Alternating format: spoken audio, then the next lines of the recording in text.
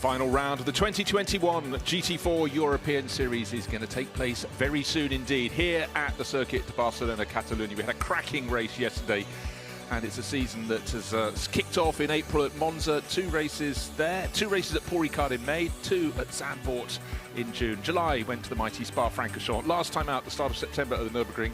We had a brilliant race yesterday, but look, we got a bit of winds, maybe changing weather conditions. The race is going to be an hour long, starting at 1/2 so just 12 minutes from now. And the grid is starting to form. It takes a while to form because there are so many cars. We had 43, fantastic field of cars coming here. 2, unfortunately, didn't make it through to the first race yesterday. They got a little bit battered in qualifying, but a 41-car field almost stretching off the start-finish straight, and it's testament to the growth of this championship in recent years. Not so long ago, 16 cars, 20 cars with the field, and it's grown like topsy. It makes the highs higher and the lows lower. Of course, we've got the 3 classes of racing, 3 races together if you want. We've got the silver class for silver driver lineups. You have 2 drivers per car. Then you've got the Pro-Ams and the Ams, all having their separate races but melded together. And in fact, we've got 2 Pro-Am runners at the very front of the grid, and car 69 coming to the grid, already champions in the Am class, Michel Blanchemin and Christophe Hamon. And they had a really feisty race yesterday, taking it to the big guns in the silver class in the early laps of the race. Ended up in 12th place overall, winning their class. Victory in the Pro-Am class yesterday went to the 42 Santilot Racing Audi. That was second to the finish line in a really good run. But the car that took victory yesterday, the number 22 Allied Racing Porsche, Joel Sturm and Bastien Boos. And of course, they start in the reverse order today. So it's Bastien who will be taking the start. He'll be starting in 4th place. But let's go down and hear from the driver who'll be starting on pole. His name is Jim Pla. Jim, yesterday you guys started in P35 and made it up to P6. Today from P1, is it going to be easy? I'm not sure it will be easy because I think Greg is really quick with the Audi. So yeah, the main goal is to take the lead and to keep it and try to make a gap if it's possible. The pace yesterday was really good, as you said. From P45 we finished P6 overall and P2 in class, so it was a good one. Yeah, today we can fight for the 2nd place in the championship, so we have to finish in front for sure for us. So yeah, I will do my best and we will see where we are. And try and keep a clean race for everybody behind you, huh? Exactly. Thank you. Well, they say that it's not easy to overtake, but 35th yesterday through to the front end of the field was a remarkable testament to keeping it clean, keeping it tidy, keeping out of trouble. And he very much is the pro in that car, sharing with Jean-Luc Bobelic, and likewise Gregory Gilvert sharing with Fabien Michel. Fabien started yesterday, but the pro in the lineup, Gregory, or Greg, as he's called by Jim Pla on pole position, will start alongside there. The drivers have the clear view down to the first corner. You can't see the first corner when they look ahead because the track just dips before it goes down into that first turn that feeds directly into the second turn. But look how closely packed these cars on the grid. 41 cars coming out to play. And just to reiterate, you've got the Silver Cup runners, you've got the Pro-Ams and the Ams. And this was the car that won yesterday. Joel Sturm kicked off, Bastien Boos back to the championship, and the Danish driver took it to the finish. He's kicking off today. And let's go down to the driver alongside car number 14, 3rd on the grid. It's Clement Saylor, his teammate Rory May, who has starts. Clement, we're down here on the 2nd row. It's a huge grid behind you coming into that first corner. What are you guys looking for? Now we're just looking for following the train. I think the 2 first are very quick.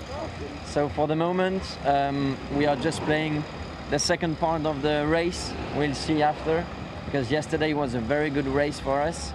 We were very quick, but the final result is not there. So today we are looking for P1. Have a great race. Thank you very much. Thank you very much. The drive-through penalties scuppered their chances yesterday, but both Clement and his teammate, the Israeli racer Rory May, who has to be super quick in their Santilot Racing Audi, and let's see what they can deliver from 3rd on the grid. And Aston Martin near the front end of the grid, that's down on row number 3, and Tom Canning will start that before handing over to Ruben Del Sart. That's the Aston Martin car 55 from Mirage Racing. Very good indeed in that red, white and blue livery, but the pros in Pro-Am lineups tend to be starting, but the 55 car is a silver lineup, so there should be no drop-off in performance when Tom Canning hands over to Ruben Del Sart. And again, this fantastic mixture of cars. We've got Mercedes and Audi on the front row, Audi and Porsche on the 2nd row, the Chevrolet Camaro, the one of those in the field, starting 5th, and an Aston Martin. Well, talking of the Chevrolet, let's go down car number 17 on the inside of row number 3. It's Jean Rapong. Joop, yesterday's race was eventful, let's say. Yeah, very eventful. After lap 6 we were spun around, so we were at 22nd. Timing put it back very, very good, and 5th place. 3rd in class, so we're really happy. Because it's close for the 3rd spot in the championship. So valuable points. Starting 5th, so we could get valuable points for the championship.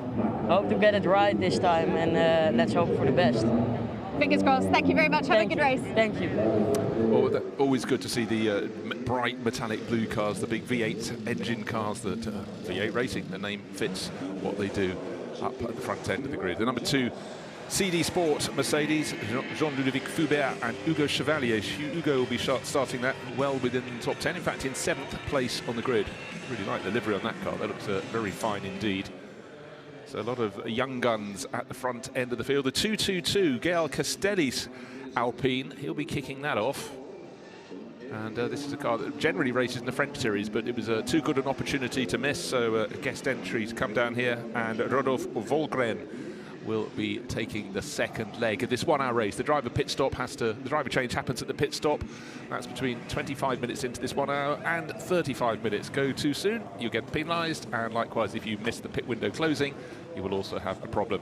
AGS events have been very faithful to Aston Martin in recent years, and Konstantin Lachenauer will kick off before handing over to Cesar Gazot. And yesterday, poor Cesar was moved off the track when running in, I think, about 5th position at the time. Might have even been 4th, but ended up in the gravel, and their chances were scuppered. The car we're looking at now, the number 30 CMR Alpine, was leading the race. Loris Cabarrus suddenly peeled in just when the safety car withdrew. We thought, had he made a mistake? But unfortunately, from the lead of the race, he had to report to the pits. They checked the car over, drove it back to the paddock. Unfortunately, the turbo no longer performing. But in terms of pace, that was looking very comfortable with Loris Cabarrus leading the race. But alas, they came away with nothing yesterday. Huge grid of cars, 41 cars. We could have had 2 more, as I said, but we're not complaining, and it's very, very tight. 3 races bound together, the Silver Cup class, the Pro-Am class, and the Am class, all racing together, and we'll try and keep on top of the points as they go through this 1 hour, the final 1 hour of racing for the GT4 European Series for 2021. The stage, ladies and gentlemen, is set.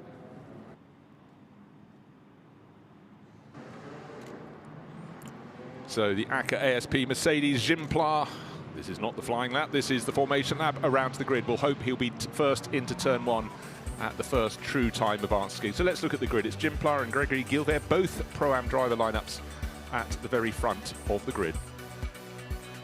Roya Mejuhas and Bastien Boos, so Audi and Porsche on the second row. Third row, Chevrolet, Tymon Nebus and Tom Canning in the best of the Aston Martins, 5th and 6th for them. Hugo Chevalier, young star for CD Sport in his Mercedes, will start 7th, and Gael Castelli, Mirage Racing Alpine alongside. And Konstantin Lachenauer, AGS Events Aston Martin Vincent Beltoise, another of the Alpines.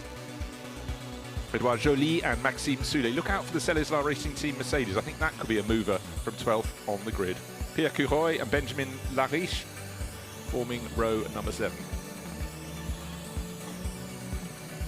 And then Porsche from Max Busnelli and Antoine Leclerc, Arcadia Racing Alpine, row number 8. Charlie Fagg and Dean McDonald and all McLaren, all United Autosports.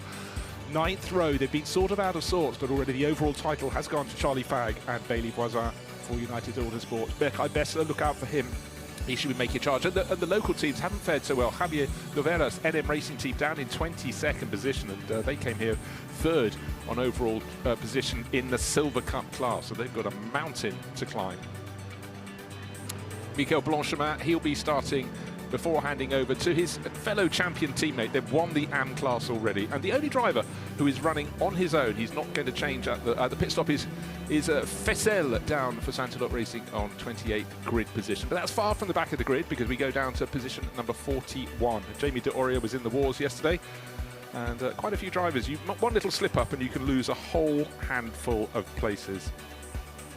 Arcadia Racing's second Alpine in the hands of Thomas Martinez, alongside Cellizla Racing Team, the second of their Mercedes, Jacob Knoll. And then Pascal Guibon and Eric Hare. Again, more French teams, huge French interest in GT4 racing Timotei Beret and Massimiliano Trisoldi, the W&D racing team, very distinctive BMW, really getting down towards the tail end of the grid. Then Valentin Gysi, Henrik Lyngby Petersen forming row number 20. Yes, we can go beyond that because we've got Rafa Villanueva in the second of the Spanish-entered NM Racing Team Mercedes at the back of the grid. He's in a Pro-Am lineup. Look for that car to work its way forward. It's had a run of bad luck so far throughout the course of this weekend. But this is the last chance to put it right for 2021. It's been a fantastic season. The growth of the championship continues hand over fist. Who's going to have the final bragging rights? Who's going to take the momentum in the close season? Who is going to win this, the final round? Let's see. 1 hour of racing lies ahead.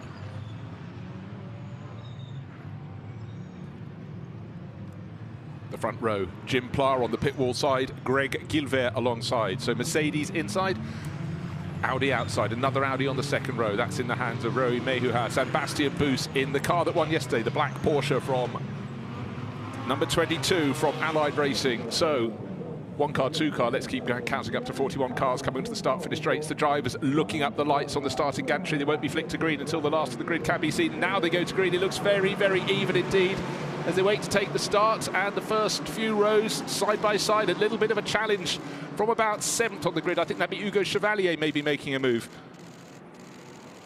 Down to the first corner, Jim Pla seems to have it covered off. Greg Gilbert leaving his braking very late, very twitchy in the blue and white Santalot Racing Audi, but a possible place change. 3rd place now in the hands of Bastien Boos, who started from 4th. He got ahead. Made a good move over Roy Mehuas, and also going around the outside, Tijmen de Boers in the blue V8 Racing Camaro. So nice, neat, tidy run through the first corner of the race. Such a tricky complex of corners, but they've got it right. And up front, it's Pla from Gilver, 3rd place, and being challenged at the moment for 3rd place. Bastien Boos by Tijmen de Boer. Porsche being challenged by Chevrolet. Are we going to get any moves down? Oh, looks like there's a bit of a challenge up the inside, the bright green metallic nose of the 34 Maxime Soulet-driven Mercedes making up places. You'll see it in about 10th place. Started, I think, in 12th. There it is, car number 34. He's already picked off Hugo Chevalier, and Hugo started about 5 positions ahead of him. So my prediction about Maxime Soulet showing his fight from the outset, not wasted. Looking down the middle of the pack to see the McLarens. That's something you didn't say at the start of the season, but United Autosports, they've come here, they did what they needed to do. They took the title in the Silver Cup class. They had a huge points advantage coming in and just about managed it through yesterday's race. Down to turn 10, a few people still trying that inside passing manoeuvre, but at the front of the race, Jim Pla not being challenged. He's got a clear of Gregory Gilver, who is now coming under pressure. 2nd, 3rd, 4th, 5th, all nose to tail, but Jim Pla making good his escape. He's going to build up as much of an advantage as he can before handing over as late as he possibly can to his teammate, the AM part of that lineup, his long-time teammate, Jean-Luc Bobelic, who'll be willing Jim to drop the challenge from behind, which he's doing very much. And we've got a spinner, unfortunately. Oh dear, for 126, starting stone last on the grid. Unfortunately, the bonnet is up for Rafa Villanueva. And that's going to, well, if he gets back to the pits like that, he's doing it by muscle memory rather than vision. So at the end of the first lap, it was Jim Pla from Greg Gilver from Bastien Boos and Tijmen de Boer. Rory Mehuas went from 3rd back to 5th, not too much of a drop. Tom Canning stayed level in 6th. Down Vincent Beltoise moved forward 3 positions from 10th to 7th. But look how Jim Pla is eking out an advantage corner by corner. The 2nd place battle is still tight indeed, but just sensing the Chevrolet is dropping off the tail a little bit in 4th place. Yes, he's now fallen back onto the nose of Rory Mehuas, who was faster in qualifying and may yet get that yellow Audi up ahead of the V8 Racing Camaro. And in behind Tom Canning in the Aston Martin car number 55-2 through turn 5 they go, and he's got company from behind Vincent Beltoise in the number 30 Alpine that was so quick in the first half of yesterday's race.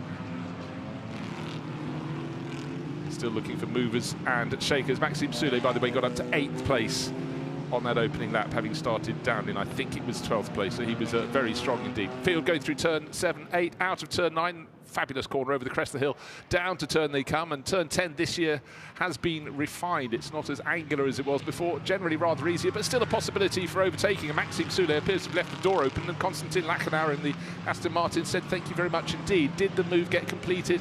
No, it didn't, because it got reversed again.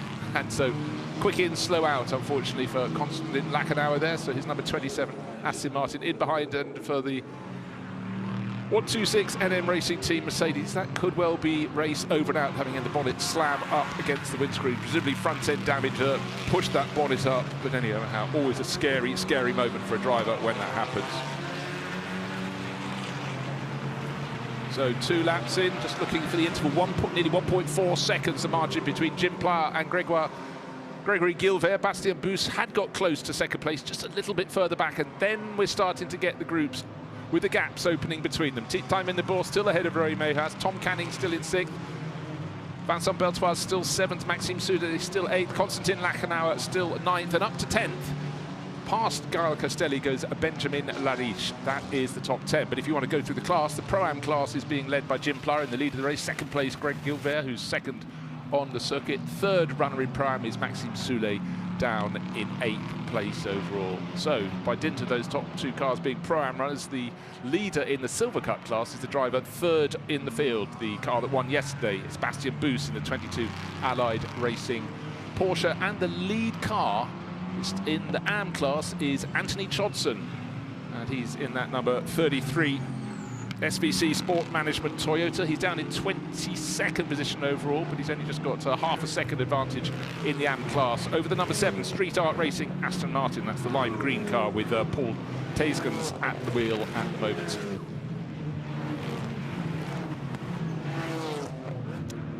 Might have to keep an eye on Benjamin Lariche, team speed car number 4. He's the one who just moved up into 10th place, but he just whacked in the fastest opening sector of lap of anybody. So look out for number 4 making the moves. It's the Audi, largely pink on the flanks. Now here's the AM battle, 33 Anthony Chodson just in front of Paul Tayskens in the number 7 Aston Martin, just at the tail of that grouping, just a few places behind the number 32 McLaren. That's Dean McDonald, orange and blue. There is the AM leader, Anthony Chodson, right, just as you can see, just half a second behind. Well, less than that. In fact, giving him a bit of a push down into the chicane. 007 on the door.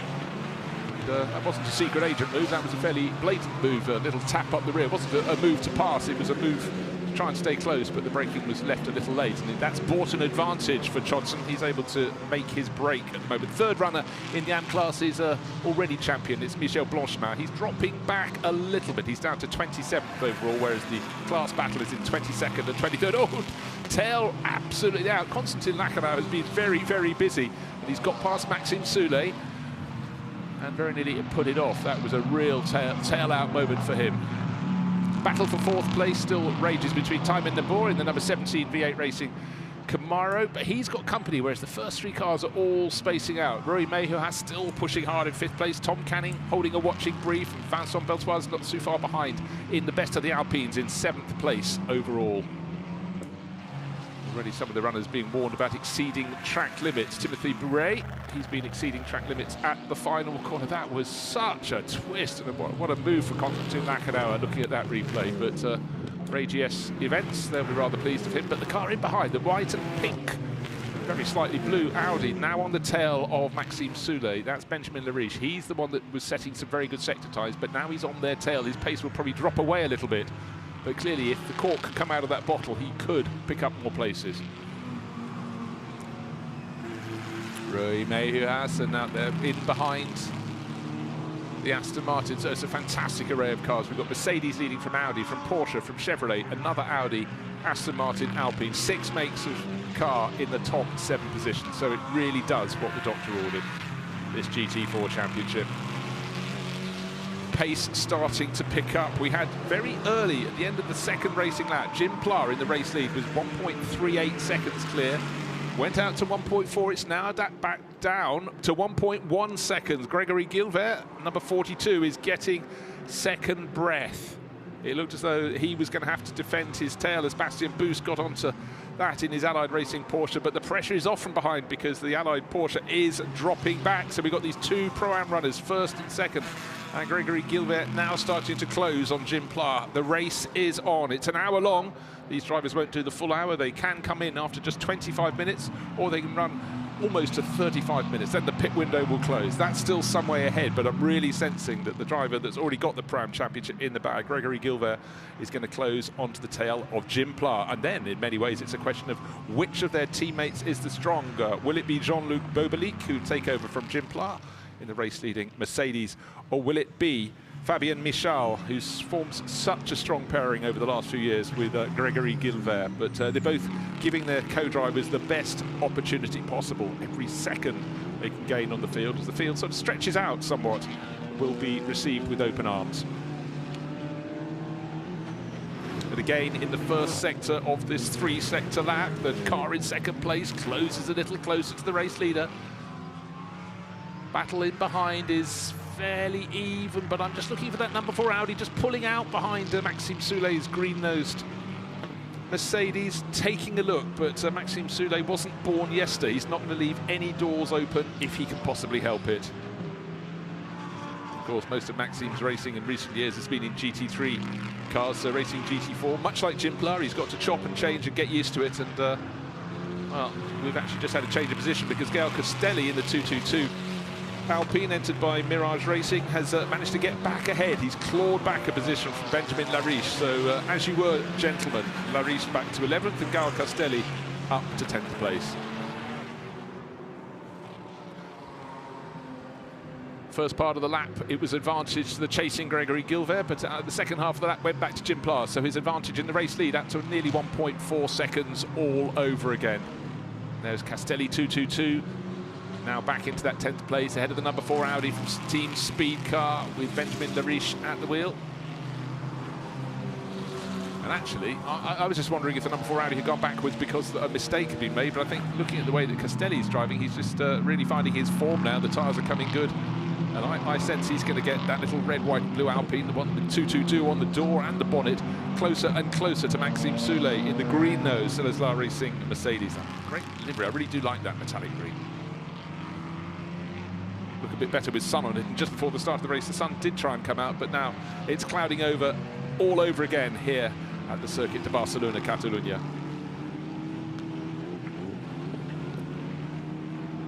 The driver just making it's the lap in which the Alpines make their steps forward. So Gael Castelli went up from 11th to 10th, and likewise Antoine Leclerc in the number 36 Arcadia Racing Alpine went past Max Busnelli's Porsche from 17th to 16th. Small gains, but gains all the same. A few drivers starting to be noted for exceeding track limits. There's nothing rare in that. It's the modern curse, and it's Romain Leroux in the number 79 AGS Events Aston Martin that are being watched now by the race officials. Jim Pla will be watched as well, but he's keeping it on the black stuff as much as he possibly can. His advantage at the end of the last lap was 1.372 seconds. I suggest this lap looks like it's gone his way, maybe out to over 1.5 seconds. So he's responded to the pressure from behind. Let's see what the gap is waiting. The interval 1.7 seconds, good 0.4 of a second gained by our race leader. So maybe he was just taking the heat off his tyres for a little bit after that opening couple of laps in which he opened out a margin of 1.3, nearly 1.4 seconds. Bastien Boost looked really good early on. He's running the lead car in the Silver Cup class in 3rd place overall. So he could still, as he did yesterday, go on to collect the 25 points for victory. He won't win this race outright as he did yesterday, certainly if he stays. The order stays as it is, but he will still take the maximum stash from the Silver Cup class. And at the moment, the race lead and the maximum number of points, the 25 points for victory, will go to Jim Pla, but we're getting ahead of ourselves. It's a 1-hour race, and we've still got just over 3/4 of an hour remaining, and of course, all the drivers have to hand over to their teammates. Lead car in AM is still 22nd, 23rd position, 22nd position now. Anthony Trodson, who's put on a great show. He'll hand over to his father, Piotr Trodson. Certainly Anthony is the quicker of those, but he's doing what he can to build up an advantage. And in terms of track position, he's got a 4-place advantage over Michel Blanchemin. And the battle he was having earlier has fallen away because he was being challenged quite hard. And Hugo the challenging car behind has dropped away. So a little bit of time bought there by Anthony Trodson.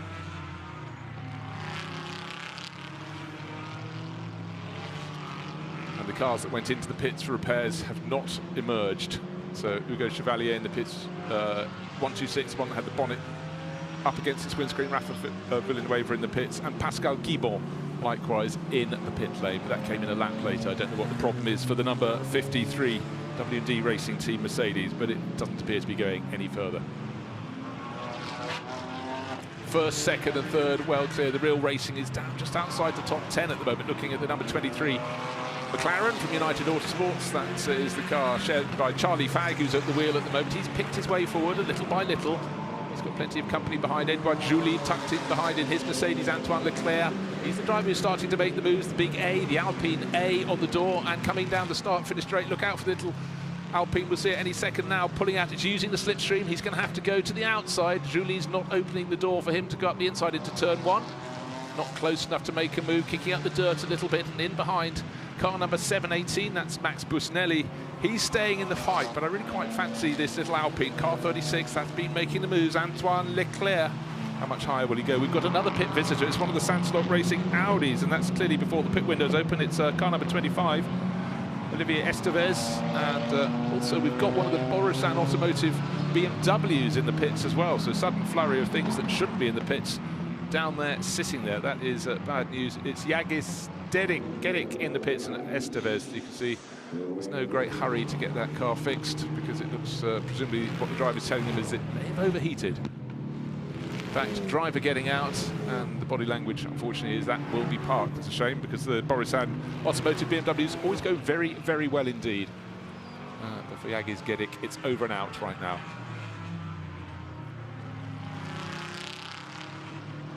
Now, are we about to have a place change? And suddenly the mojo is back for the number 4 Audi. Benjamin Lariche going past Maxime Soulet. He's been passed a short while ago by Gael Castelli. Konstantin Lachenauer is just in front of him. So Castelli's on Lachenauer's tail, and likewise, having just been passed, Maxime Soulet is now trying to hang on to the tail of the number 4 Audi of Benjamin Lariche. So plenty of changing. Ooh, looks at the 222. Alpine was getting very, very close, diving down into the chicane. Can't see any spun cars. They obviously managed to not have contact. Oh, now talking of contact, suddenly a bit of a shove on Charlie Fagg. He has to cut the second part of the chicane there, because Edouard Julie got very, very close indeed behind him. Now here's a replay of things going very wrong. Unfortunately, into the tyres, car number 9. That's Valentin Gysi. And I think we may have a full course yellow coming soon. It's still the green strip under the timing bar, so no delays as yet, but with the number 9 Audi going into the tyre wall there. And apparently after being told he got going again, so the tyre wall did what it needed to do, absorb the energy of the car. It was a very low-speed moment, but that's good. So race continues, going green. Max Busnelli trying to fight back in the 718 Porsche. These cars do look good as the drivers really get accustomed to them and make the cars hop around on their Pirelli tyres, and they can really load them now. You can see the tyre development's been very, very strong for the GT4 Championship through the course the past few years. The cars just look much more nimble than they were. Another pit visitor, unfortunately. Oh, it's Valentin Gysi making into the pit lane. In fact, the front end damage of the car is almost non-existent as I look at it go beneath my commentary position. But again, pit window not yet quite open, but that is a car looking for repairs and a little love. Jim Pla, well, he needs a lot of love. He's nearly 3 seconds clear. He's sort of weathered the storm, the attack from Gregory Gilbert, the first and second in Pro-Am, first and second on the road, and Bastien Bous about 1.5 seconds down on Gilbert. I sense now starting to find a bit of form and starting to close in a little bit on Gregory Gilbert. Or maybe Gilbert's just dropping away from the pace. No, he and the race leader Jim Pla lapped at almost identical pace last time around.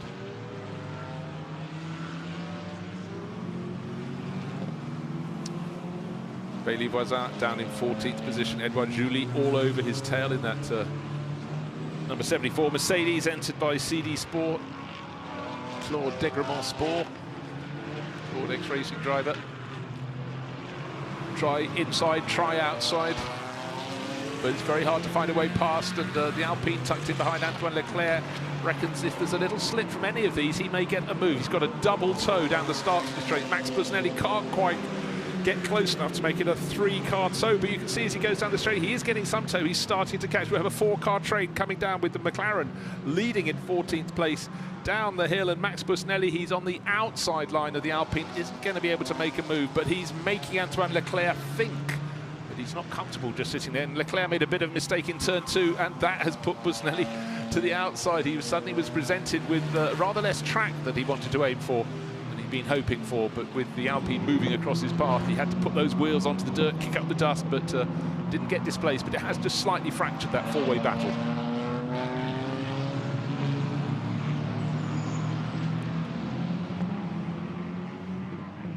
Bailey Voisin looks on from the pits, and Charlie Fagg, he'll be looking at the screen thinking, actually, I might be taking this car over soon, but Charlie Fagg is being very strong in defence. Oh dear, Maxime Soulé off the track. Has he got a puncture? Can't quite see if that front left corner's down, but yeah, look, it does appear to be down. So unfortunately, maybe running a little bit wide, may have been contact, and he certainly was in the wars. I actually think the way he was overtaken in recent laps, he may have had a very slightly slow puncture to start with. It's not like Maxime Soulé to give positions away, but that is limping in the number 34 Selezlar Racing Team Mercedes. Big shame out of that great grouping that was ahead of the cars we're looking at now, because Charlie Fagg will move up from 14th to 13th. Probably see that on his positional number on the windscreen. Yes, 013 on the windscreen, 13th on the track. Jim Pla last time around was 3.3 seconds the good, so it's going out. It's now 3.8 seconds, and his lap was 0.6 of a second faster than Gregory Gilbert. Did Gilbert push his hard tyres too soon? That's not very Gilbert-esque. You're accustomed to being on top of the tyre management game. Oh, 2 wheels on the ground. Konstantin Lachenauer just is having a very, very spectacular race. I was concerned there the number 27 Aston Martin had become a little too dramatic, but he managed to keep it going in a straight line down the start-finish straight, and he's still resisting Gael Castelli, but it's looking very, very busy indeed. Lachenauer made that place change by the smallest of margins, used the slipstream down the start-finish straight and moved ahead. Just under 5 minutes until the pit window will open. Our race leader, 3.8, nearly 3.9 seconds good. Jim Pla ahead of Gregory Gilbert. If you look at the strip down the left-hand side of the screen, they've got a black background. That means they're in the Pro-Am class. The next of the cars in Pro-Am is Gael Castelli down in 8th place. He's 3rd in class. And Pierre Couroy having a quiet but effective race in the number 5 Team Speed Car Audi is 4th in Pro-Am. Top runner in Am, top of the screen there with the red background is Anthony Chodson, car number 33. Michel Blanchemin falling back onto the nose of Benjamin Ricci, so they are 2nd and 3rd in the Am class.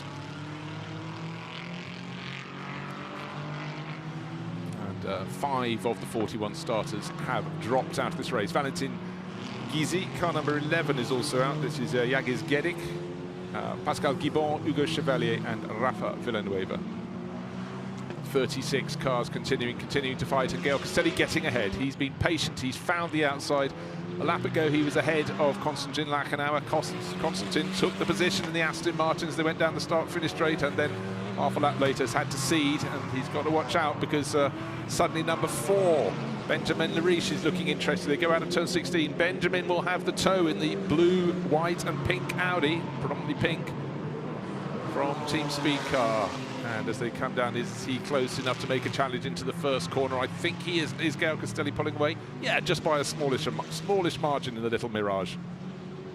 Sorry, the little Alpine from Mirage.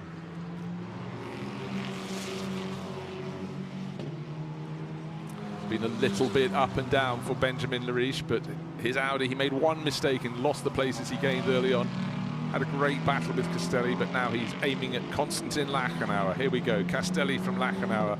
And you can see how the gap between them has gone up and down. Castelli just starting to escape a little bit in that grouping. Lachenauer finding his Aston Martin washing away a little bit, and the position has changed between turn 4 and 5, but brake too late into turn 5 and you can't turn in, so the Aston Martin goes back all over again. Good fun racing, good clean racing. And while they're scrapping over tenths of a second, our race leader Jim Pla continues on his way. Anthony Chodson's car is in the pit lane, and that's not good because the pit window isn't open as yet. They should be coming in after 35 minutes. This is the car that was leading the race after 25 minutes, which will mean we have 35 minutes left on the screen. Pit window not open, so interesting a moment there. And please report the green Sansalot Racing Audi returned to the race. It's running around towards the tail of the field, and likewise Maxime Soulé's had that puncture, got a new tyre and come back out. But Jim Pla, nobody's in the picture now as he sweeps down over the start-finish line. Suddenly the battle is for second place down the start-finish straight. Gregory Gilbert has suddenly got Bastien Boost right on his tail. The race leader Pla is just waiting for the timing interval, 5.4 seconds to the good. There's hopping and skipping down at the chicane. But here is the battle for second place. Bastien Bus has seen the inside. He likes the inside, and he's going for the inside, and he's made it stick. And Gregory Gilvet, his performance has just fallen away. I don't know what's gone awry in that blue and white Santalot Racing Audi. But now the second car in the Pro-Am class, that's the blue and white Audi, is down in third place on the road. There is the race leader just going out of shot into turn 4 as the rivals come through. Bus this time ahead of Gilvet, out of 3 along the run to turn 4. Here they are turning right through turn 4. It goes on and on. It rises very slightly from entry to exit, runs along on the flat, and then as it gets to turn 5, the track drops away again. And as they swing through the long left-hander going downhill, they'll see the back of the paddock ahead of them as they get to the bottom of the hill. Turn 6, they kink to the left, and dead ahead of them is the paddock behind the pit lane here at the Circuit de Barcelona-Catalunya. They don't get to see it because they're trying to work out how to get through turns 7 and 8.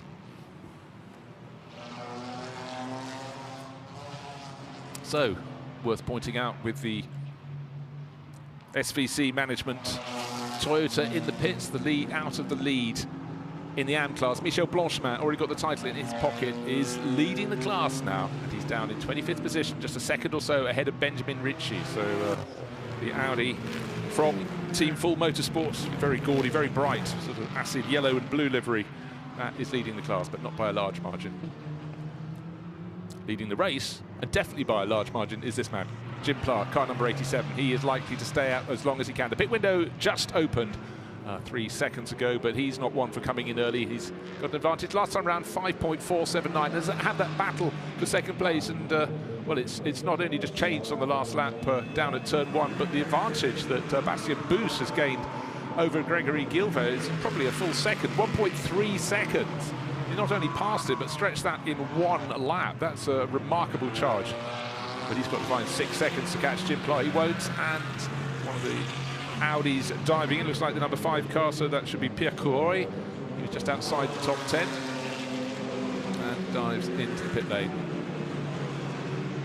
With most of the field continuing, because in a lot of the cars, particularly in the Pro-Am lineups, the Pro is starting first. They will go on as long as they can. It means if you pit early in race 2 of a GT4 European Series round, you do have the pit lane fairly empty, so it does make the pit stop much, much easier. Pit stops all nicely controlled. You can go under a minimum time, but you'll pick up a penalty, but they allow a generous amount of time for the driver change to be made. And just worth pointing out, of course, one of the runners, Gregory Faisel, the number 21 Santalot Racing Audi, is doing this race on his own, so he doesn't have to get out, but he cannot leave the pits before a minimum pit stop time. So pit window open. Jim Pla continues on his way. He was 6.1 seconds to good. The Chodson car, having had repairs, has gone back out and now is coming in with the pit window open, and Anthony will hand that over, presumably, to Piotr, but he's down in 36th position, and whatever the problem was a shame, because it had been leading the AM class.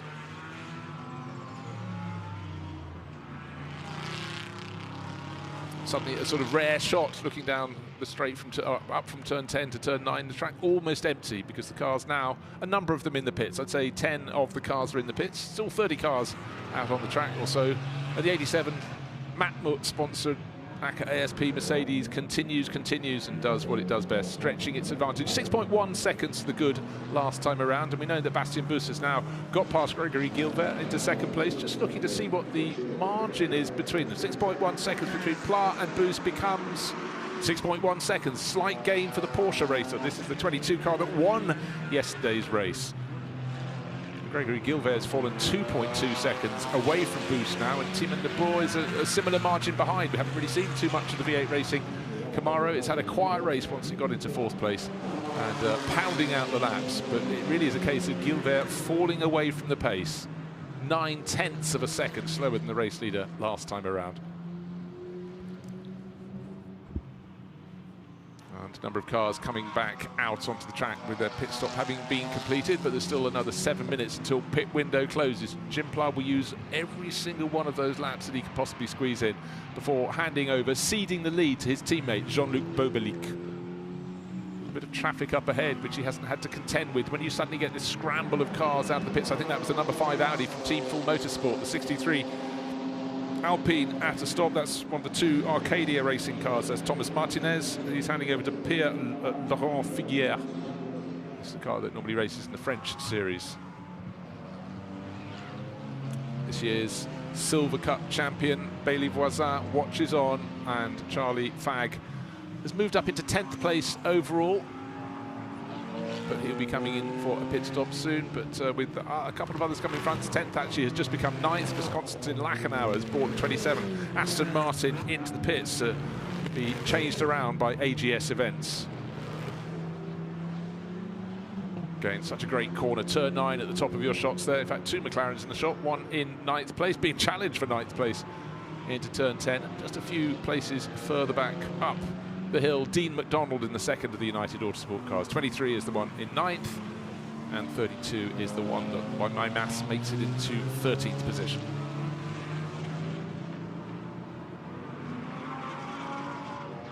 And certainly Antoine Leclerc looking very busy indeed in the number 36 Alpine, but getting no change at all from Charlie Fagg. In fact, now starting to be troubled as he's pushed by Massimiliano Busnelli in the 718, the Century Porter Ticino 718 Cayman. Right, out of second place, Bastien Bus into the pits to hand over the Allied Racing Porsche number 22 to his teammate. And they were a winning duo yesterday. Can they do it again today? Joel Sturm coming in to take over. So the Dane gets out and the German driver gets on board. And as you can see, time aplenty for the driver change to be affected. Tire pressures being checked around the car. Meanwhile, Jim Clark pounds on round. He's still got time. He's still got 5 minutes before the pit window will close. I have to do the maths, but I think that gives him 2 more laps. Just trying to work out where he is on this lap. He's in the second of the 3 timing sectors. But his margin over Gregory Gilbert, 9.5 seconds. Time in the bore is only 1.7 seconds further back from Gilbert. But he's got a whole stream of cars that have already made a pit stop obstructing him. This is the time you might as well dive into the pits. He should be quicker than the cars ahead of him, but they're ahead of him by being behind him, if you know what I mean. They're a lap down, having served their pit stops. He too will have to serve his pit stop, should do it at the end of this lap, because A, he could squeak out maybe 1, maybe 2 more laps before the pit window closes. But why? Why would you do that when you're losing lap time at the moment behind cars who've made their pit stop? Let's take a look at the race vision powered by AWS figures. The overall top speed, VMAX, Thomas Hodier in his Audi from Team Speedcar. Well, they've got good lap times too. Ahead of Berkay Bessler, who's hot from GT3 qualifying, back to GT4 and his BMW. 2.57 against 2.58. And again, McLaren in third place, also on 257 kph through the speed trap. Time in the bore has done as I suggested he ought to do, and he's brought that V8 Racing Camaro to hand over to Jura Panga. He got blocked by the cars that had served their pit stops. Nothing untoward, it's just when the traffic lands in your laps. And Charlie Fagg, the last racing lap for him in the GT4 European Series that's already landed him the Silver Cup title, hands over to his teammate, Will, when he comes to a standstill, to Bailey Voisin. There's the Camaro at the standstill in the background. Ruben Del Sart getting on board the red, white and blue Mirage Racing Aston Martin. A couple of cars retired in the pit lane. You can see no work being done for them. But we know the Allied Racing Porsche car number 22 has served its pit stop. Bastien Bus has hopped out, and Joel Storm has got on board. 3 more minutes until the pit window will close, and the vast, vast majority of the race. I think we've got about 5, 6 more cars that need to serve a pit stop. One of them, of course, is our race leader. In fact, on the last lap, I think maybe traffic got in the way of Jim Pla because his advantage came down by a second to Gregory Gilbert. But for both those drivers, their run in the championship about to be concluded, because they'll hand over to their teammates, who respectively are Jean-Luc Bobelic and Fabien Michal. It's a big question to see how hard Joel Sturm can push. He was second when he came in to serve. Oh, his car was second when Bastien Bus brought it in for its pit stop, but he's pressing on now, pressing very hard indeed. And maybe he can cut back some of that advantage. Now, these cars coming out, they need to try and see where they are relative on the track, and certainly Bastien Bus's car, hand over to Joel Sturm, has worked well. The Porsche snakes its way down into the first turn, and Thymen de Boers has handed over to Joop Rapang, a bit of something on the track just before turn 1, and the Aston Martin in behind, and a car that's sort of gaining a little bit of ground is the yellow Sansalot Racing car. But the race leader, Jim Pla, his stint has come to a conclusion. He's just got to park the car in front of the ACA ASP area, and then Jean-Luc Bobelic is going to get on board, and it's going to be interesting to see what the advantage is when Boberlik brings the car out of the track and turns down towards turn 1. Who's going to be in the background? Are they going to be close enough to see, or will he get into turn 1 before the best of the rest gets out? Because certainly that was a very, very strong stint from Jim Pla. And in behind, the car that came in from second on the track after others had made their pit stops, but generally been running second or third, the Santalot Racing number 42 Audi, and it's Fabien Michal who's going to be taking over from Gilbert. But by pitting early, this could be a time for advantage to be gained by the number 22 Allied Racing Porsche. Victors yesterday, Joel Sturm now at the wheel, and for Bastien Boos, all he can do is watch on. He's done his part of the job, got it up into second place on the track ahead of Greg Gilbert, and it's up to the second half of the race. In fact, we've only got 26 minutes remaining in this race, and for the second drivers in each of these cars to show what they can do. So the next time this Allied Racing 22 Porsche comes down the start-finish straight, we'll see where it is relative to the other front runners. Will it still be in second place? The 87 car should rejoin in the lead of the race. We're going to watch it rumble the short distance down to the end of the pit lane, and then when it crosses the white line, Jean-Luc Boberlik will accelerate. But the cars coming through in behind down the start-finish straight. It'll be some distance behind. The blue Audi is coming out as well, the Santalot Racing Audi. 42, will that get down? Release the limiter and get second place back before the first corner? No, it won't, because Bastien Boos' car, now driven by Joel Sturm, has gone through as well. That was so that's as they were before the pit stops, first, second and third, and in fact fourth place. Now Jorre Panger, and pushing hard, seeing what he can do. It's always a moment of truth. Did it work running the longer first stint or not? Pit window has reached its course. Now, car 25, unfortunately, under investigation for that dreadful crime of speeding in the pit lane, and that was the Olivier Estevez Cyril Salai Audi, and it's had 2 runs through the pit lane. It had a little visit early. It could be the first, could be the second, but that's a very clear rule, and transgression does lead to punishment. Right, Jean-Luc Boberlik, he's got 24.5 minutes to defend the lead of the race. We'll give you a clear example of his margin when he comes over the start-finish line, or more to the point, when the little Porsche comes through as well. Fabien Michal, likewise, we'll see where they're placed, but certainly leading the race out of turn 9, over the curbs, down the hill. In the background, you can see second place. And second place is the black Porsche from Allied Racing. But for Jean-Luc Boberlik, needs to keep it clean, keep it tidy, and see what he can deliver. And certainly plenty of Mercedes experience for him. And Acura ASB, they have scored 1 outright win. They're Pro-Am runners, but they won outright the second of the 2 races at Zandvoort. That was their race of races. Let's see if it can be a repeat today. And the number 14 Audi, Clement Seiler, trying to make up a bit of ground all over the tail of Jorre Panger. Aston Martin in behind them.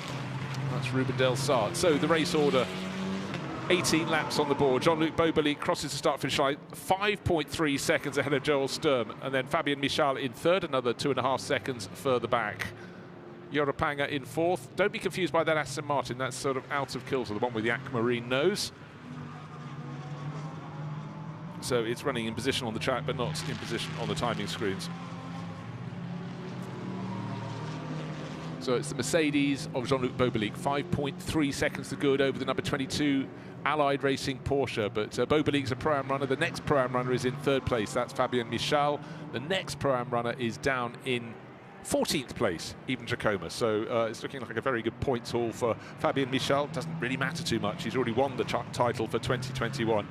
But the possible changes could be for second place, and if Jean-Luc Boberlik can win this race, he will definitely move into second place in the Pro-Am standings, which will be a very good result indeed, because Michel and Gilbert have been the gold standard all season. They've won the class so many times, in fact 7 times in all out of the 11 races thus far in this 12-race championship.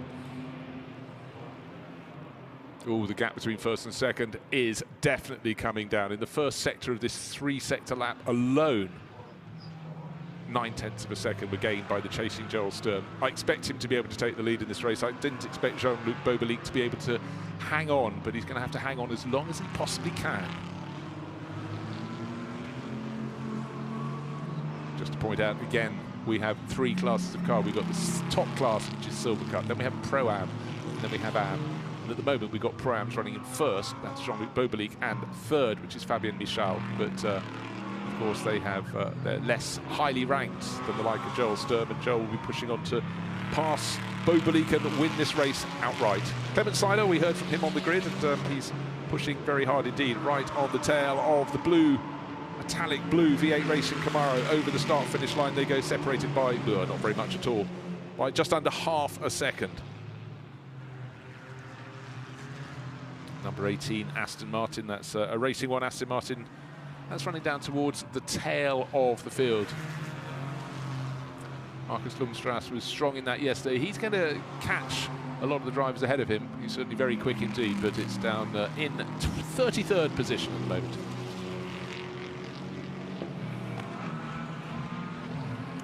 Battle for fourth place, still very strong indeed. Clement Seiler looking busy in the yellow Sansalot Racing Audi, all over the tail of Rapanga in the Chevrolet, and Ruben Delsart not able to close on them because he's got company. He's got Loris Cabarrou, yesterday's race leader, on his tail.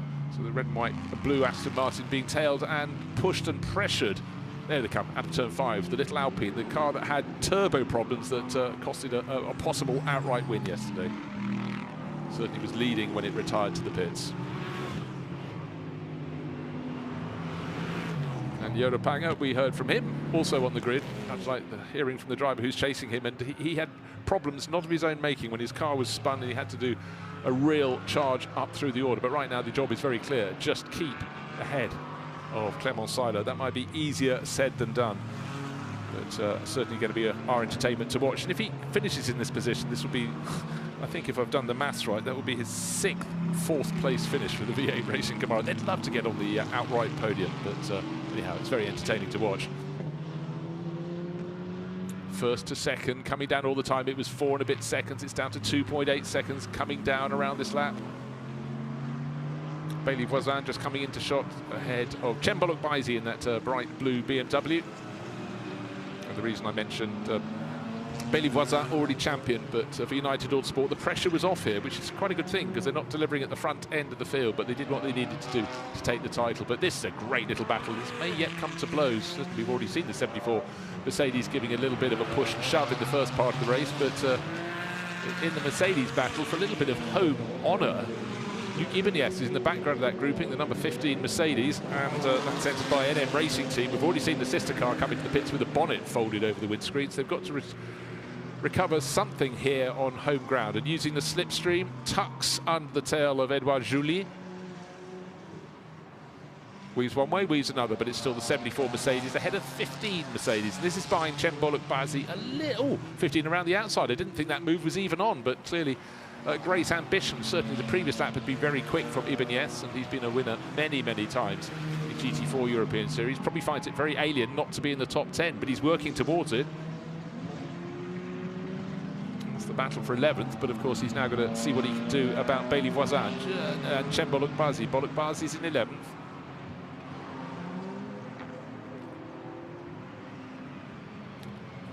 Checking no warnings at the bottom of the timing screen, where you could be looking at a battle not noticing that one's got a 10-second penalty or some other punishment hanging over them. Not suggesting any of these have, but certainly that can affect what you're seeing. Now our race leader Jean-Luc Bobelic would like some clear track. He's not getting clear track, but in fact he was losing. I think Joel Sturm has now got past. Sorry, Joel Sturm has got past, looking at the timing screens for punishments, and there's our new race leader. Joel Sturm has gone through and now held up by the Aston Martin that's not running in this grouping at all. It's down in 33rd position. Bobelic has lost any hope of holding on to Sturm, but looking at Sturm's lap pace, it was 1.5, 2 seconds a lap faster. It was a question of when, not if, he'd take the lead of the race. So Joel Sturm, victor yesterday with Bastien Boost, boosted the first part of today's race, and now with just a little over a quarter of an hour remaining, he's not only hitting the front, but he's pulling clear. Now, can Jean-Luc Bobelic hang on to second place? Got to look at the gap between him and Fabien Michal. The last time around, their lap pace was very different indeed. Michal was nearly 2 seconds a lap faster than Bobelic. So Bobelic, yesterday, this car, as Jim Pla mentioned, started 35th and worked his way very well up the order. Today, it's a different story. It's going in the opposite direction. It was first up to the point of the pit stops. And yes, 35th to 5th. Overall, 6th overall yesterday, and today it's first, now second. Would it still finish in the top 10 or the top half dozen? Anyhow, the clock continues to count down. And also just noticing that Fabien Michal is going to have to watch his tail, because just catching him little by little is the V8 Racing Camaro. Oh, rather messy exit, really, really bouncy as he tried to get the car firm again on the track. And this is going to give some real succor to the driver in the V8 Racing Camaro in the background. Yeah, the gap's really coming down. The blue and white Audi still running in third place, Fabien Michal, but he is being hunted. And the good news, let's take a look at, here is the change of the lead. Nice and neatly done out of turn 3. By turn 4, the move was done. And Jean-Luc Beaubelic, maximum respect to him, got very close there, but he realised that he saw 2.5 second lap margin being clawed back. So that was the change of the lead. I think we might have a change for third place soon, because this driver, Joop Rapanga, in the number 17 Silver Cup class Chevrolet. Bear in mind there are 2 Pro-Ams in front of him. That's Beaubelic in second place, Michal in third place overall. And so for a matter of his pride, he's got to try and get past them to get at least 2 Silver Cup cars in the top 2 positions. Looks set to do that. The clock is just over 15 minutes remain. And again, this is the best chance to see your position relative to those around you, in front of you, behind you, whatever you're looking for. And down the start, finish straight into turn 1 they go. Have we got a pace change in behind? No, it's still the Aston Martin hanging on. Ruben Del Sar, but Loris Cabarrus, the number 30 Alpine from CMR. That really has the look of a battle that's going to have positions swapping around. But Ruben Del Sar driving very well indeed, very nice and smooth. Certainly got plenty in hand coming out of turn 3. See a lot of drivers running wide on the exit. In fact, it was Cabarrus in the Alpine who looked as though he was starting to run out of road on the outside there.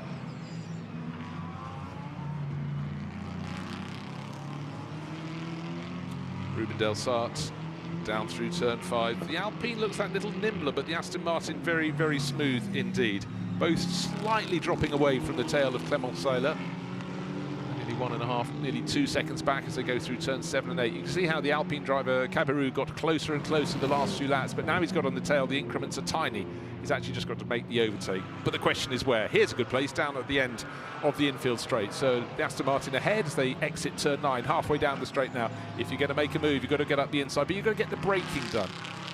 And then, of course, even though this is a refined, reprofiled corner, turn 11 comes on you very quickly indeed. Occasionally we see a move to this corner here, turn number 12, but not going to happen this time around. Turn 13, not really a corner where a great deal of passing happens, particularly when you've got cars that are very close in terms of pace. Of course, if you're lapping someone, you've got a possibility.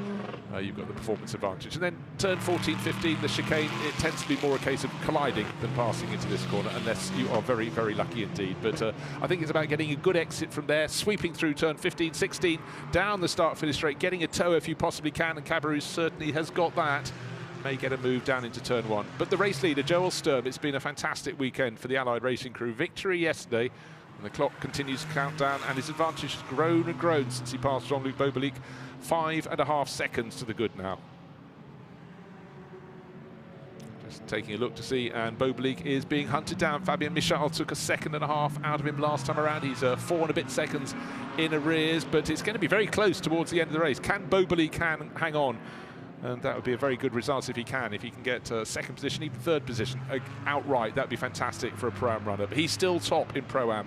Haven't looked to see who is faring best of all in the AM class, but I could almost guess that it would be Christophe Hamon. Really good first half of the race by his teammate in the number 69 Team Full Motorsport Audi, which was Michel Bonchemin, and Christophe is going very well indeed. So he's in 22nd position overall.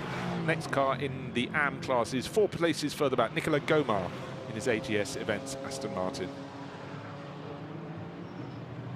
Jean-Luc Beaubelic, there is a visual out of turn 9. He's halfway down to turn 10. And then the car that's third, but hunting him down bit by bit, Fabien Michal in the background, but he's got company because Joop Rapanga is all over his tail.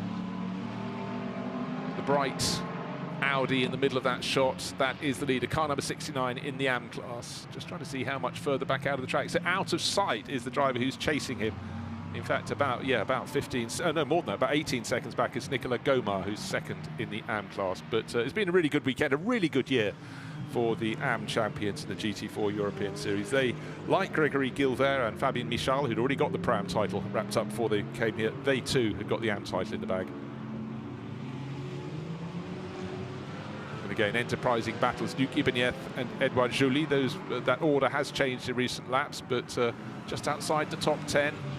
Number 26, Allied Racing, Porsche has just moved ahead of Gus Bowers to go up into 14th overalls, put the second of the the United Autosport McLarens behind them. But really, it's all just focus on what's happening up ahead now. Side by side into the chicane, but Cembolo Bazi keeps Luc Ibanez behind him, so BMW stays ahead of Mercedes.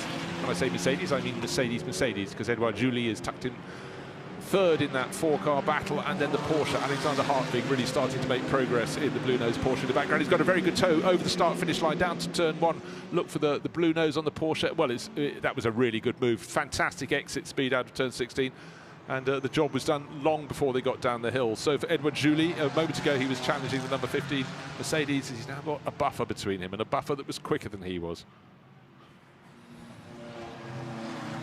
Car number 8 is being warned with the black and white flag. That's Antoine Potti. And this is a car that's second in the Silver Cup class, but way down the order, being warned for disrespecting track limits. It's running around in 18th place. That's a car shared with Stéphane Lemeray. And a poor qualifying position really, really hurt them.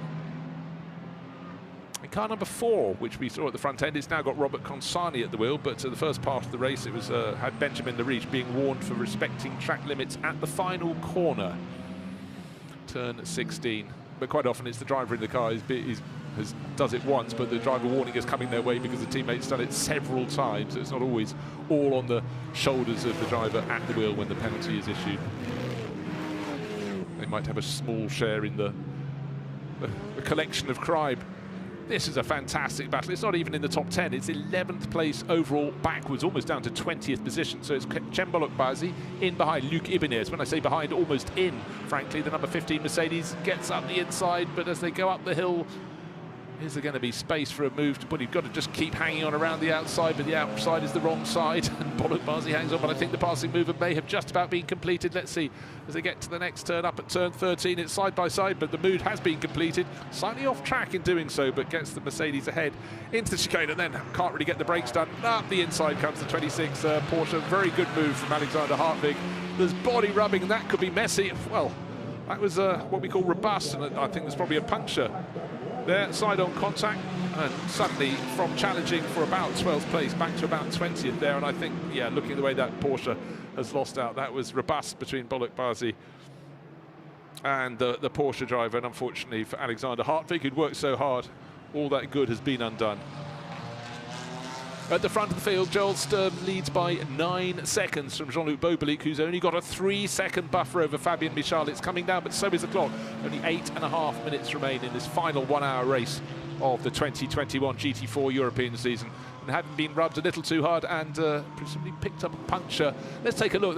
This is the move. 15 going past that Luc Ibanez into the chicane, and then while the BMW was delayed, up the inside came Alexander Hartwig. There was a bit of a push and a shove between the pair of them. In fairness, Cembolo Bazi wanted to get back on the track, and they carried on pushing and shoving with the Porsche on the grass on the inside, but the puncture already been affected with that side-by-side contact, and all thoughts of points for the second of the Allied Racing Porsches out the window. But of course their main car, the lead car, is leading the race. Joel Sturm in the second half of the race, pulling clear, not under pressure. Jean-Luc Bobelic is the driver under pressure. He's still second overall, still leading the Pro-Am class, but Fabien Michal getting closer and closer in the number 42 Santalot Racing Audi. And after that very close contact in this 8-car gaggle last time around, spaced out a little bit. Car number 88 in the Mercedes in the hands of Paul Everard.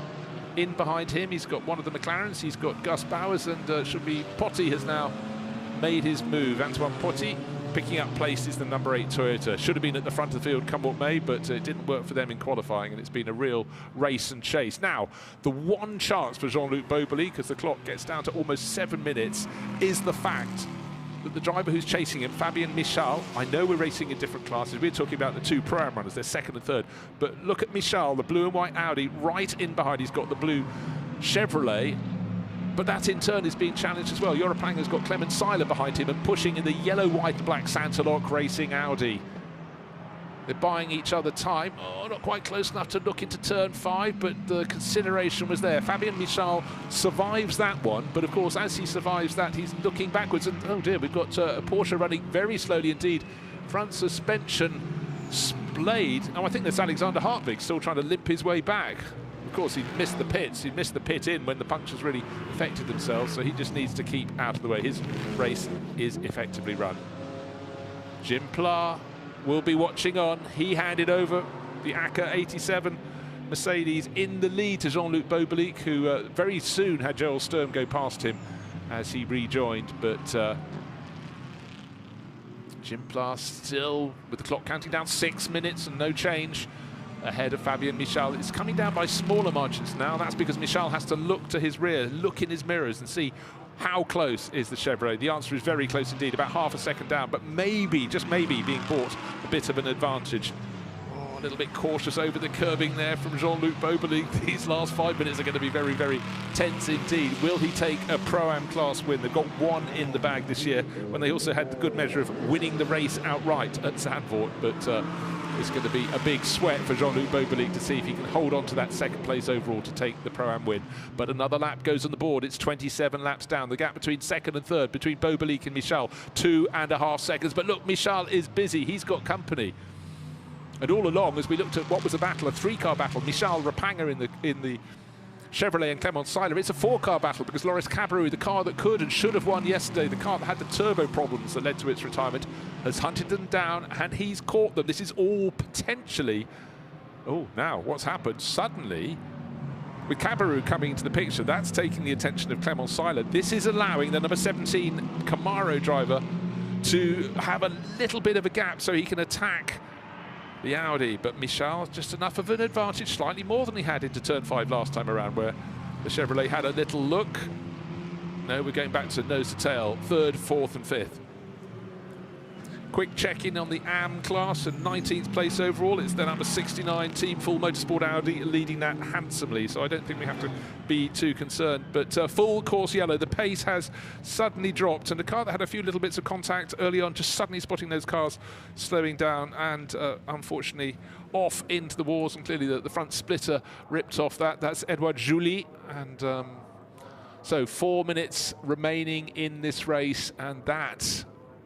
You can gain no seconds at all. Oh, now is that the Bazi car? Yes, the teammate car, Yagis Gedik, is already in the pits, and it might have taken 2 to tango. But Cembolo Bazi, bear in mind, was rubbing wheels not so long ago with Alexander Hartwig. Hartwig's Porsche had to pull off with a Porsche, and suddenly it means, will we get to the end of this race still under full course yellow? There's a very big possibility, and that means Jean-Luc Beaubelique will be taking, if it stays as it is, the Pro-Am honours. You can see the red flashes behind his name on the graphic on the left-hand side of the screen, and he's got that 2.5 second advantage over Fabien Michal.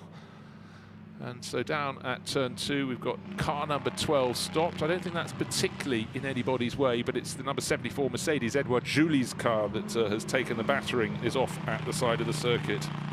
That's the CD Sport Mercedes. So we may well run to the finish in this order, with nobody gaining any positions.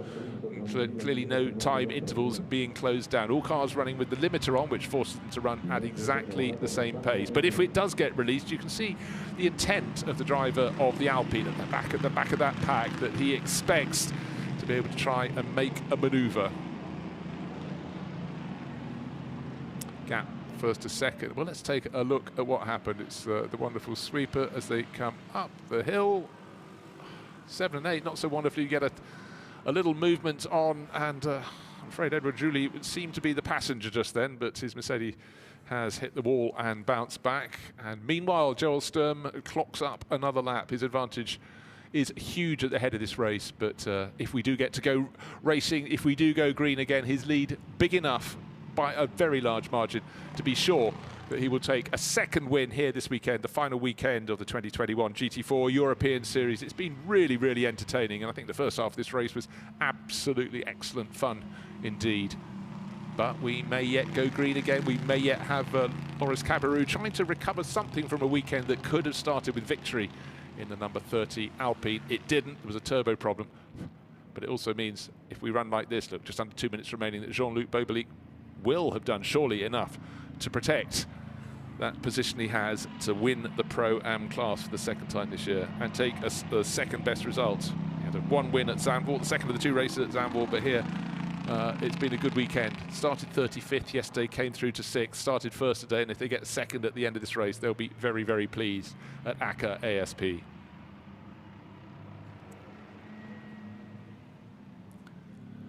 So with the car deep in the gravel, the number 74 CD Sport Mercedes, they're not going to recover that in time, I'm sure of that. So sort of a bit of a quiet end, but the outcome of the race was really never in doubt. The combined excellent, Bastian Boos and Joel Sturm were going to take the Silver Cup on us. A little bit of front end damage, it's probably been there for a while because the number 14 Clement Seiler driven car was right in the thick of battle early in the race with Roy Meyerhaas as well. But Sandstock Racing running a good pair of very competitive Audis, and two of them in the top 5 positions. And of course, Fabien Michal, top of our shots, is driving the one that's further ahead. That's in 3rd position, 2nd in the Pro-Am class. But as we count down to just, we're in the final minute of this race, clearly this is going to have checkered flag at the end of this lap. And it will be shown to the driver at the front of the queue, the number 22, Joel Sturm, driven Allied Racing Porsche. For Jean-Luc Beaubelique, he will take victory in this car in the middle of the screen, the number 87 ACA ASP Mercedes. And so he'll be relieved, but I think he had enough in hand just to resist the charging Fabien Michal, because if Fabien hadn't had cars on his tail, I think the gap would have come down more, but Fabien has a little bit of an advantage now. But look, the clock has come to the end of the hour, so the overall order at the end of this race, just looking for the checkered flag to be waved. Doesn't need to be waved yet because I'm still waiting for the race leader to come through the final sweep of the circuit onto the start-finish straight. And Joel Sturm has gone through. We've got another lap to do because this is now the final lap, because Joel Sturm just squeaked through before the end of the hour, just behind my timing screens. There he is, down at the end of where the safety car is now out, but it's too late for anybody to do any overtaking, even if the safety car, it's just picked up the race leader. So by the dint of probably the blink of an eye, one further lap goes on the clock, but nobody can overtake. So we'll get this race through to 30 laps. In fact, he passed the start-finish line with 3.5 seconds on the clock still to run in this 1 hour race. So still a waved yellow flag from the starting gantry and the full course yellow sign, but we have a safety car picking up the race leader. There it is. You can get to enjoy it in its glory. And that is Allied Racing's car that looks better and better through this weekend because it's got one win and it's about to pick up another. And so far clear, in fact 26 seconds the good over Jean-Luc Beaubelique, but it's not comparing like with like because Bastian Boos and Joel Sturm are a Silver Cup lineup. Jean-Luc Beaubelique is the AM that runs alongside Jim Pla, and we've got a Pro-Am car in 3rd place as well. That's Fabien Michal, who's building on the work of Gregory Gilvert. But it will be victory, 2 victories in the weekend for Allied Racing with their Porsche. So the Cayman 718 picks up more scalps and should enjoy a very good evening here in Barcelona tonight. They really would have earned it very well indeed. But a shame we had to end under the yellow, but also a shame that number 74 Mercedes had to end up in the gravel bed on the outside of turn number 12. Sort of went off on the slope out of turn 11. But the race nearly at a conclusion, and yet another 4th position for team the V8 Racing Camaro. And it would have loved a top 3, and possibly if the race hadn't gone onto full course yellow, it could have made the move finally on Fabien Michal. But Michal, a redoubtable defender, and I don't think he'd have made it easy, but then if it was going to possibly cost him 2nd place in the Pro-Am points, he wouldn't have given that away either, so he might have left the door open a little bit. But anyhow, it didn't come to that, and the race belonged to the 22 Allied Racing team with their Porsche.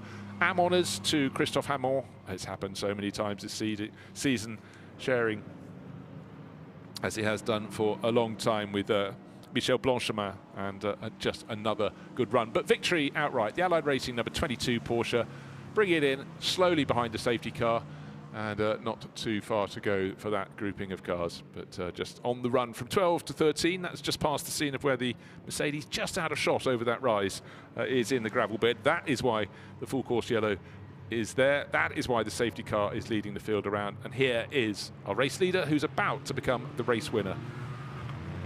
Winner yesterday, winner again today. Been very, very strong run for Allied Racing. And there, the yellow flag is swapped for a checkered flag. If he'd been backed off by 3.5 seconds, we could have had, but he was this flag last time around. But anyhow, delighted for Allied Racing. Such a staunch supporter of the GT4 European Series over the years, and they end their season in great style. And here Jean-Luc Beaubelique comes through, taking victory in the Pro-Am class. Second time he's managed that this year for ACA ASP. A flash of the lights and a good effort from Fabien Michal and Gregory Gilvert. They will end up second in class today and just a few seconds back. So they too very happy for Santalot Racing. V8 Racing in behind fourth overall. Everyone's giving a little flash of the lights to the marshal waving the flag up on the gantry there. So the season is over. The champions, Charlie Fagg and Bailey Voisin in the Silver Cup class, Gregory Gilvert, Fabien Michal in the Pro-Am class, and Michel Blanchemont and Christophe Hamon, they take the plaudits in the Am class. So it was busy early on, nice and clean. Then we had a few little moments as the race sorted itself out. By the way, in all the changing, even Giacomo came through to third place in the Pro-Am class. We'll see him on the podium. He's in one of the other Porsches that went very well, in 12th place overall.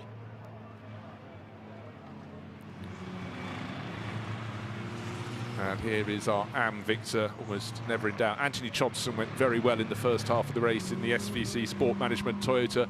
That had to serve an extra pit stop, quick repair, then back out.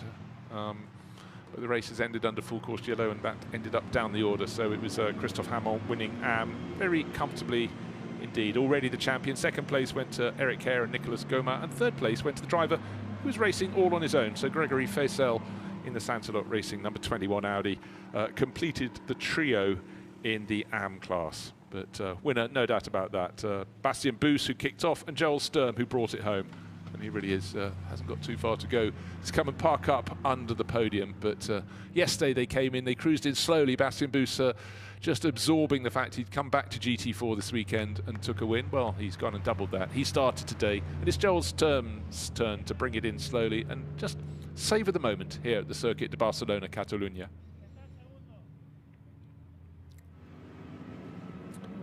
And again, just looking at some little messages on the screen. Car number 12, incident at turn 16, the final corner, 12 and 26 under investigation. Of course, that was Jem Bullock-Bazi in the Borisan Automotive Motorsport BMW, getting side by side, and a puncture for the 26 Porsche Alexander Hartwig, which has ended up laps down and out of the race as well. So that's under investigation. So the stewards having plenty to do. But Allied Racing came here, qualified well, got the job done yesterday, and have done exactly the same again today. So they really are ending the season with their tails up.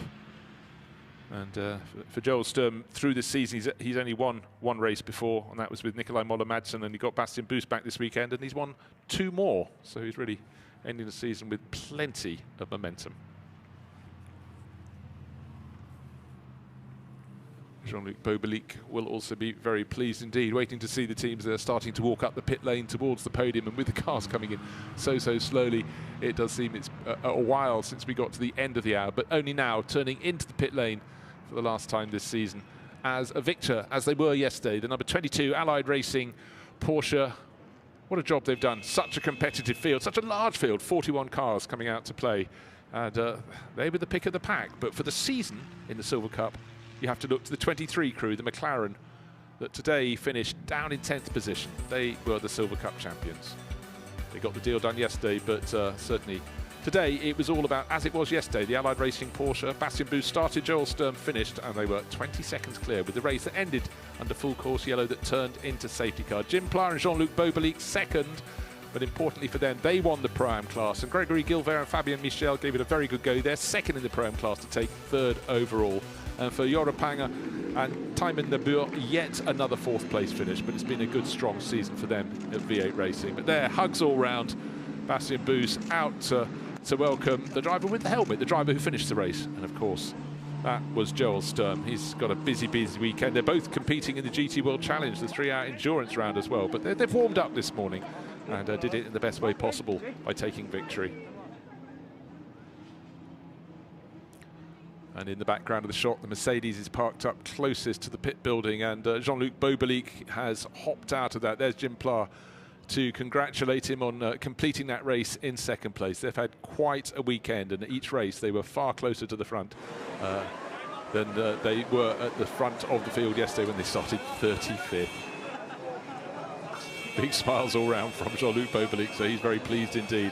Looked like he was going to be able to hang on to second place. It was going to be very tight, but then with the full course yellow, there was no chance for him to be passed.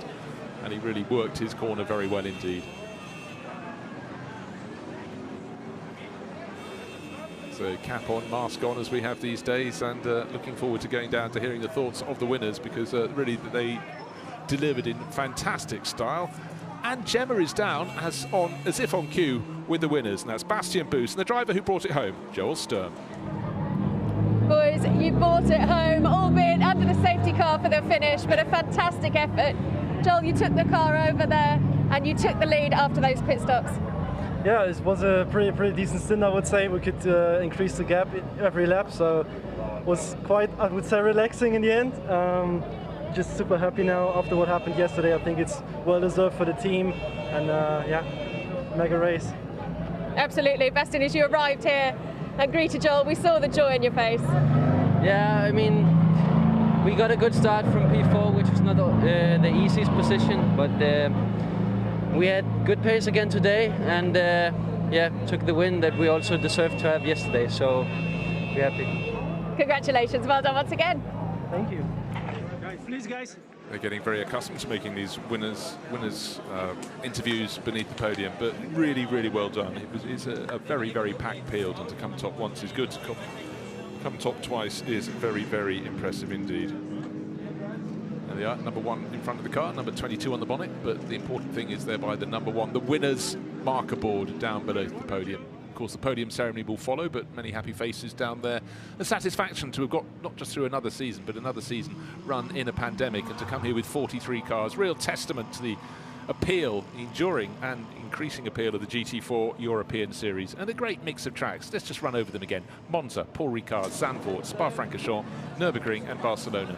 All Grand Prix circuits, and all provide great racing for these GT4 cars. But let us go down and hear from our Pro-Am champions. They came second in Pro-Am today, but it's Fabien Michal and the driver who started, Greg Gilbert. Boys, congratulations, Pro-Am champions this year. Yeah, it was so lovely years, you know. Nearly every race we was on podium, so yeah, we cannot expect at the start of the season, but yeah, really happy about this season with Fabien, with the team, with Audi, with Saint-Eloque, with my family, so yeah, it's a lot of pleasure. Un petit mot en français, Fabien. Les champions. Oui, effectivement, on est super content de la saison, comme on l'a dit hier. Encore un week-end qui a plein de podiums, 100%, c'est super. Et en tout cas, merci à notre famille qui nous supporte toute l'année, parce qu'on est loin de chez nous, et c'est important de souligner ça. Merci. Super année. Bravo, well done.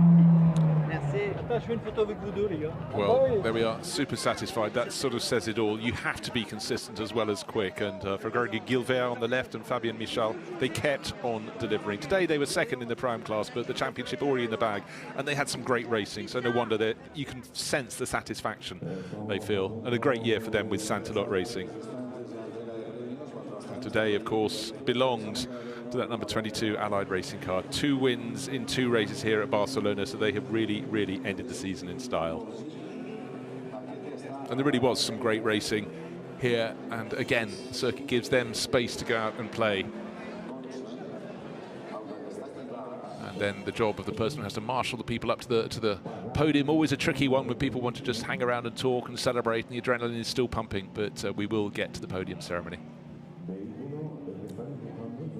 It was really good fun today, and I think this championship really does just provide great diversity. At the end of the race, we had Porsche from Mercedes, Audi. But let's go down to Parc Fermé, because 2 people had a fantastic season. They're the Silver Cup champions. It's Charlie Fagg and Bailey Voisin. Bailey, Charlie, it may not have been a perfect weekend this weekend, but it's been a fantastic season and you've won the Silver Cup Championship. Well done. Thank you very much. Yeah, it feels amazing. Absolutely over the moon. Bailey's first year in GTs, and it's just, yeah, mega feeling. I'm over the moon. Bailey, what a first year. absolutely incredible. I never expected in my debut season of GT4 to be crowned GT4 European Silver Drivers Champion. Charlie's been incredible, the entire United Autosports team have been incredible, and the McLaren's been a pleasure to drive all year. Yeah, no, just a fantastic feeling, to be honest. Back again next year to defend? We'll see about that. Maybe we'll move up on, but I want to say big thanks to everyone at McLaren, Ian, Danny, and Mike Flewitt, the CEO, who gave me an opportunity 4 years ago to get a chance in GT racing, and it's all down to him and Danny and those guys to give them a platform to win this championship. So this one's for them. Thank you very much. Well done, boys. Thank you. And well said for Charlie Fagg, remembering to help the people who've helped him work his way up the rankings, and a job very well done in 2021. So the GT4 European Series draws to a conclusion. There may yet be some changes in the order, because certainly a few offences being considered, but no doubting the race winner, Joel Sturm and Bastien Boos. They'll be up with a big smile on the podium very soon indeed. But let's look back to the start of the race, and it really was a very clean start from Jim Pla in pole position, the middle of the track with the red, white and black Mercedes. On the outside, getting very, very late braking was Gregory Gilvert, but the move that took the Porsche with Bastien Boos at the wheel from fourth to third was an important one. In behind, relatively tidy. But there were, of course, a few moments, and unfortunately for the 126 NM Racing Team Mercedes, innocent party in all of that, but suddenly having no vision at all would have been a scary moment for Rafa Villanueva. Up front, though, it was neat and tidy. McLaren's trying to keep out of the way. They were down in the middle order, and that's where a lot of the moments were happening. And then Maxime Soulet getting into the side of Konstantin Lachenauer. That would eventually lead to a puncture on the green-nosed Sellerslar Racing Team Mercedes. Charlie Fagg in the early part of the race getting very close to the number 74 Mercedes, and that would go off at one corner, and the number 9 VC-driven Audi, unfortunately, going around. It got going again, but retired to the pits. And then there were some robust moments. That 74 Mercedes from CD Sport getting close indeed. Konstantin Lachenauer getting 2 wheels on the grass down towards pit exit. That's Gael Castelli trying to make the moves in the little 222 Alpine. Driver who was pushing very hard was Benjamin Nachish in the speed car Audi, but fast into turn 5 doesn't mean fast out, so the position's changed. But Merck working their way forward. Third became second. Bastien Boos getting past Gregor Gilvert, and into the pits they came. They pitted relatively early, but the car that was leading the race continued as long as it could. That was Jim Pla. Others dived into the pit lane, but Jim Pla kept on circulating. It was almost the last car to come in and make the driver change, to hand over to Jean-Luc Bobelic. In behind, Mercedes seemed to be the ones attracting all the attention in the racing. And there was the move. Bastien Boos handed over to Joel Sturm, and in short order he worked his way past the 87 Mercedes, Jean-Luc Bobelic. Of course, a Pro-Am pairing. He's the AM driver. He wasn't going to be able to hold the Allied Racing Porsche behind.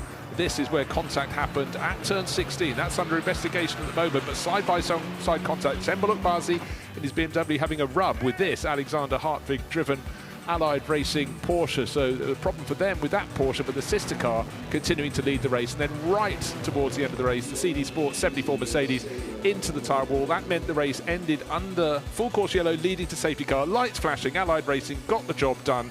And for Bastien Boos and Joel Sturm, that was that. That was victory.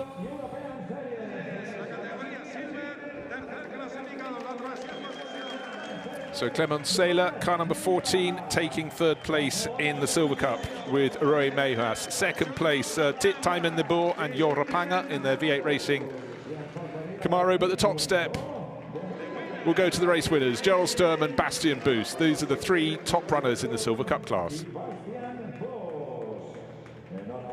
First, 4th and 5th overall.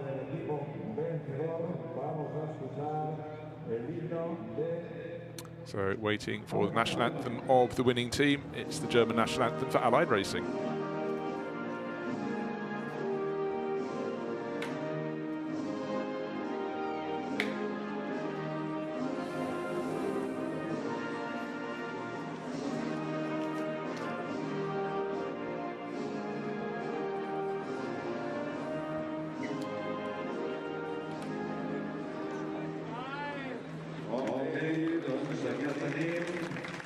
So they experienced the top step of the podium yesterday, and they've done it again today. 2 outright wins for our Silver Cup front runners here at Barcelona.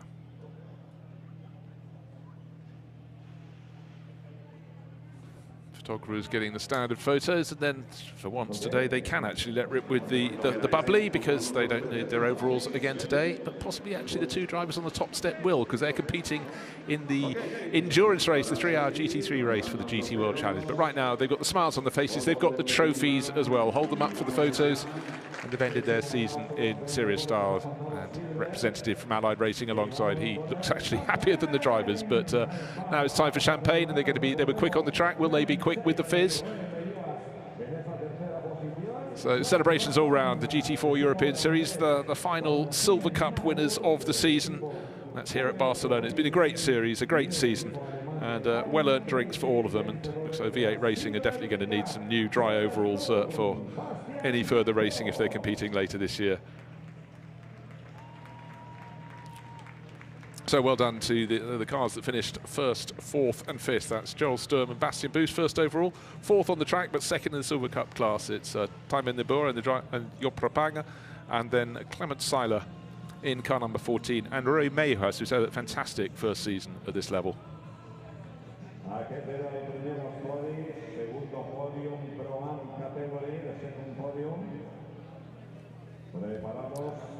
So podium continues. Just waiting for the Pro-Am runners to come out.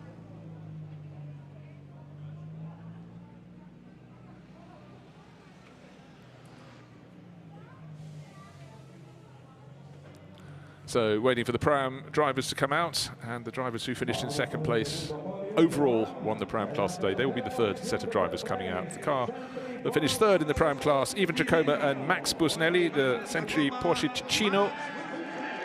As out they come, and their team very pleased with them indeed. They were in 12th place overall.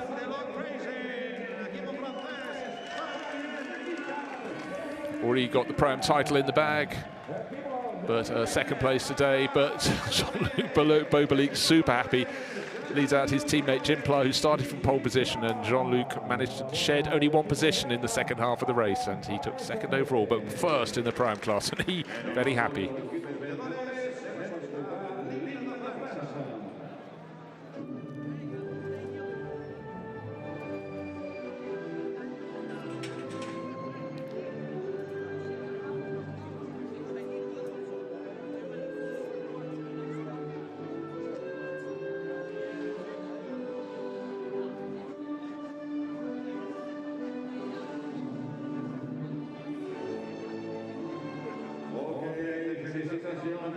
So the Marseillaise, the French national anthem, rings out for ACA ASP. Their Mercedes first to the finish in the Pro-Am class, second overall in the race, and a well-deserved class victory for them today. The drivers on the left-hand side of the podium, also a French pairing, the tall figure of Fabien Michel and Gregory Gilbert, but they already had the Pro-Am title for GT4 European Series in the bag, but yet another strong showing from them.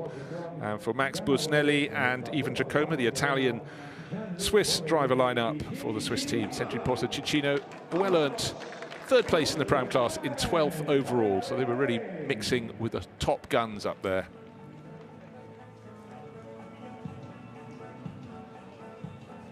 And as the bubbly is sprayed around, Gregory Gilbert very wisely has just tucked himself out of harm's way. We'll await the final podium of the GT4 European Series. It will be for the AM runners.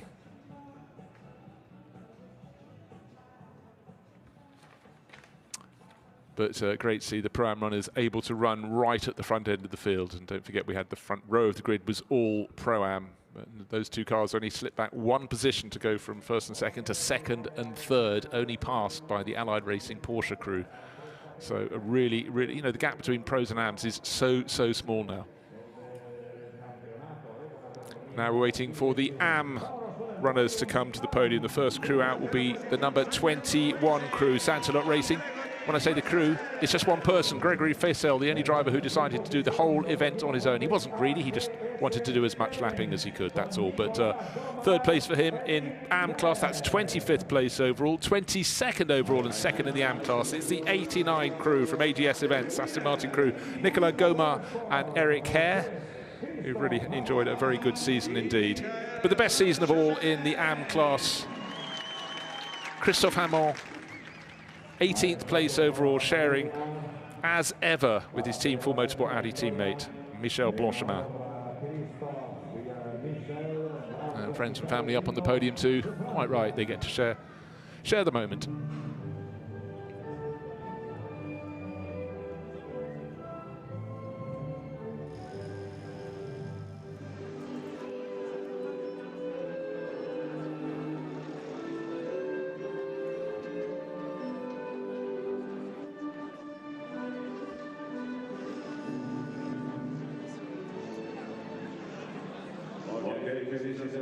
The Marseille is ringing out again. In fact, it's an all-French team podium in the AM class. We've got Team 4 Motorsports, so the national anthem works for them. We've got second place.